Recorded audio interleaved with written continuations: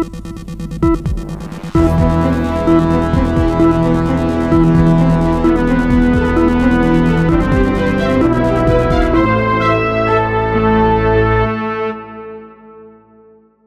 सप्ताह पाकिस्तान के प्रधानमंत्री शहबाज शरीफ और सऊदी अरब के क्राउन प्रिंस मोहम्मद बिन सलमान के बीच रियाद में हुए मिलन और गले मिलने का क्षण केवल औपचारिकता नहीं था, बल्कि इसमें एक ऐतिहासिक रणनीतिक संदेश छिपा था।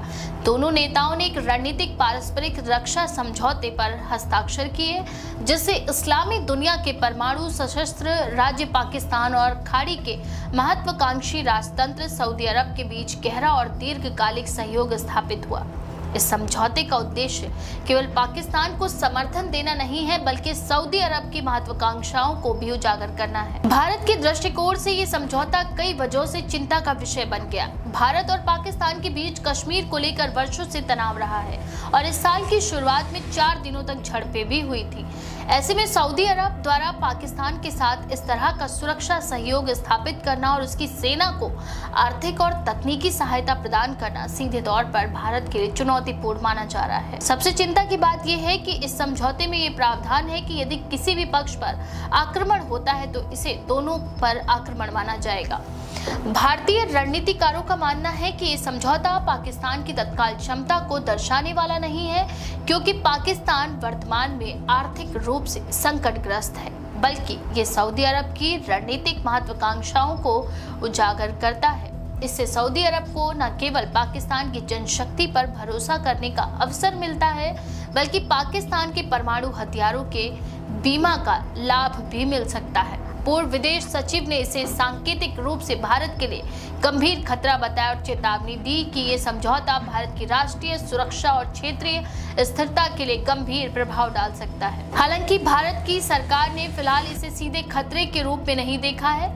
विदेश मंत्रालय के प्रवक्ता ने कहा कि समझौते के प्रभावों का गहन अध्ययन किया जाएगा और भारत और सऊदी अरब के बीच रणनीतिक साझेदारी को आपसी हितों और संवेदनशीलताओं के आधार पर बनाए रखा जाएगा।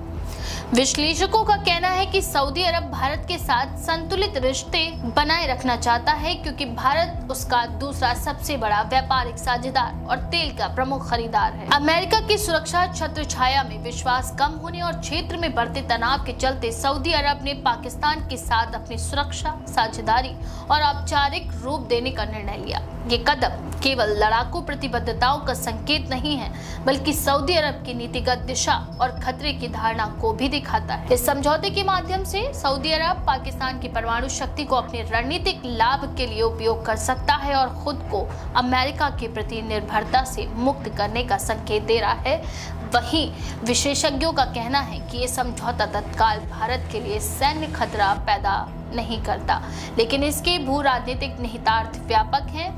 एक विस्तारित मुस्लिम गठबंधन की संभावनाएं भारत की लुक वेस्ट नीति और खाड़ी में व्यापार, निवेश और रणनीतिक सहयोग पर असर डाल सकती हैं। ये गठबंधन पाकिस्तान को सऊदी अरब के आर्थिक और सैन्य समर्थन के माध्यम से मजबूती देता है और भारत को केवल पाकिस्तान ही नहीं बल्कि संभावित व्यापक सहयोगी मुस्लिम देशों के सामने खड़ा करता है। इतिहास और पिछले सहयोगों को देखते हुए पाकिस्तान और सऊदी अरब के रिश्ते दशकों पुराने हैं। 1960 और 1970 के दशक में पाकिस्तानी सैनिकों की तैनाती और काफिले की सहायता, 1969 में मक्का मस्जिद संकट में पाकिस्तानी कमांडो की भागीदारी, सऊदी वायुसेना के निर्माण में पाकिस्तानी अधिकारियों की मदद और आतंकवाद रोधी गठबंधन में पाकिस्तानी सेना प्रमुख की भूमिका जैसे उदाहरण इस संबंध की मजबूती को दर्शाते हैं। इसके अलावा सऊदी अरब ने पाकिस्तान को आर्थिक सहायता, तेल भुगतान में ढील और हथियारों की खरीद जैसी मदद भी दी है। हालांकि ये समझौता केवल पाकिस्तान की मदद करने तक सीमित नहीं है। इसका एक बड़ा कारण सऊदी अरब का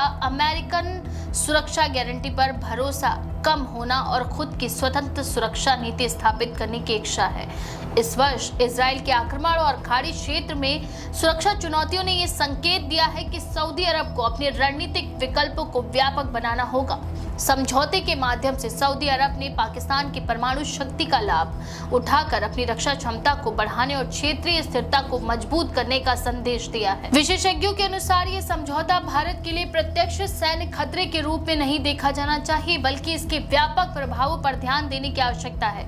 ये गठबंधन पाकिस्तान को मजबूती देता है और भारत के सामने क्षेत्रीय और आर्थिक कूटनीति में चुनौतियां भी पेश कर सकता है। भारत जो औपचारिक सैन्य गठबंधनों से बचता आया है और अमेरिका के सहयोगी पाकिस्तान के साथ संबंधों में उतार चढ़ाव देख चुका है, अब इस नए गुट के सामने अपने रणनीतिक विकल्पों का पुनर्मूल्यांकन करने पर मजबूर है।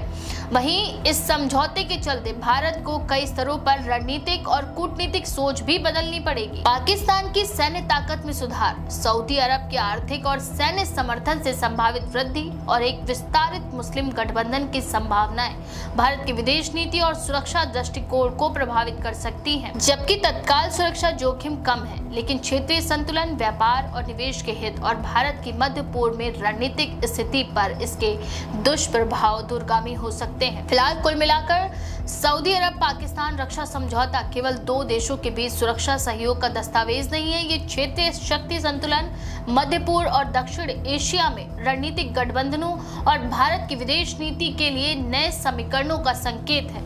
भारत को इस नई स्थिति में अपने रणनीतिक और कूटनीतिक विकल्पों का पुनर्मूल्यांकन करने की भी आवश्यकता है, ताकि वह सुरक्षा, आर्थिक और राजनीतिक हितों की रक्षा कर सके। ये समझौता इस बात का भी संकेत देता है कि वैश्विक शक्ति समीकरण लगातार बदल रहे हैं। पुराने सहयोगी और प्रतिद्वंदी अब नई रणनीतिक प्राथमिकताओं और आवश्यकताओं के आधार पर नए गठबंधनों में बन सकते हैं। भारत के लिए यह आवश्यक है कि वह क्षेत्रीय और वैश्विक राजनीतिक परिवर्तनों को ध्यान में रखते हुए अपने दीर्घकालिक हितों और सुरक्षा रणनीति को समायोजित करे। इस बारे में आपका क्या विचार है? अपनी राय कमेंट सेक्शन में जरूर लिखें। ऐसी और भी खबरों के लिए देखते रहें द पेज 19।